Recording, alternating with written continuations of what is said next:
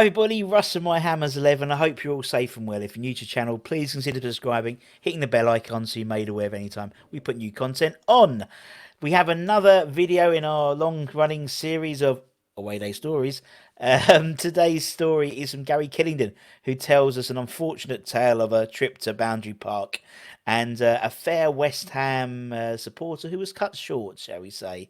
Um, Incidentally, it's the first ever video I think we've had on the channel which involves poo. As a bit of a spoiler alert.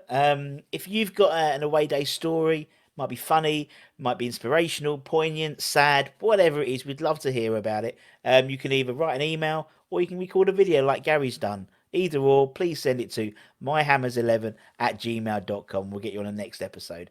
And until next time, come on you irons and take it away, Gary. See ya. Bye bye. Hello, my name's Gary Killington. Here is the story of one of my away days following West Ham. It was February the 14th, St Valentine's Day, 1990. I was 20 at the time, and I had to break it to my girlfriend that she wasn't getting anything other than a card and some other tat that day, because I was going to football. West Ham had been drawn in the semi-final of the League Cup, and it was the first leg that evening up at Boundary Park on the plastic pitch at Oldham. So I left my disappointed girlfriend behind, jumped in the car with my cousin Paul, and we drove up to Oldham. It was a bleak, rainy day, but we wanted some food ahead of the game, so we headed for the local supermarket, bought some snacks, and then a 10-year-old, it was around about 10 anyway, a local, he saw us and he shouted something that I didn't really understand and said, "You'll never beat Tutlotics." And I thought, oh, bloody hell's he talking about? Anyway, didn't want to argue with a 10-year-old, so we headed off to the ground. It was an open terrace with a scoreboard behind us that dated back to probably the early 70s. It was made up from a huge matrix of light bulbs. We had a decent side out that night, including Phil Parkes, Alan Devonshire, Liam Brady, Julian Dixon, Alvin Martin. We were just not prepared for who we were up against, and on that horrible plastic surface as well. Players were wearing trainers, the ball was darting around at about 100 miles an hour. And then it started happening.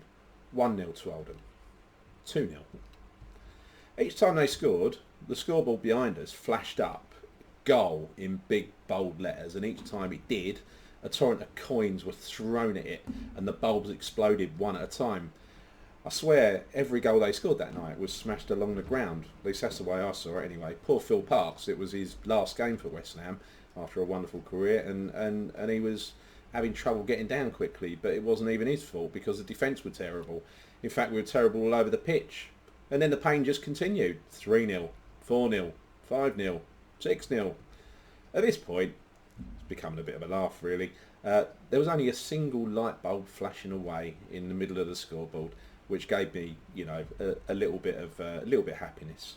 Around 4 or 5-0, by the way, we scored, and it was obviously disallowed because we weren't allowed to have even a little bit of fun. Cue the song. We thought we had scored, we were wrong, we were wrong. I've heard that one more than once. Followed by a conga.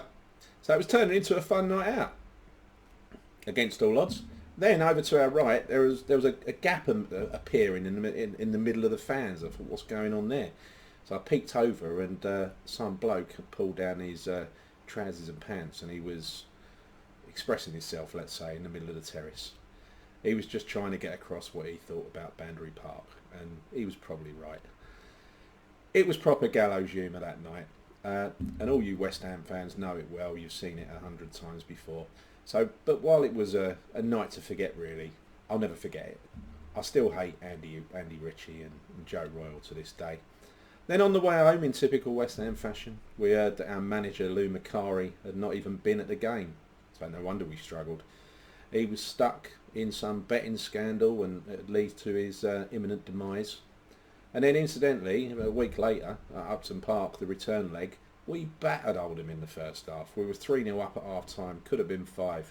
And then we all had our hopes up for the second half, but once again, didn't happen. Game finished 3-0. And there we were, knocked out of the cup. Again. Anyway, that's one of my, I wouldn't say favourite away days, but that's one of my away memories. Hope you enjoyed it. Thanks.